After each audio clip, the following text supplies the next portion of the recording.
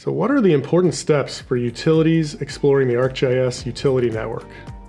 Well, this is a significant undertaking for many utilities. Many organizations have been using their GIS systems for upwards of 2 decades, and the ArcGIS Utility Network introduces many new things. First and foremost, start developing a plan early. A project for a large utility could take months or years, and the more time that you have to your plan, the better your results will be at the end.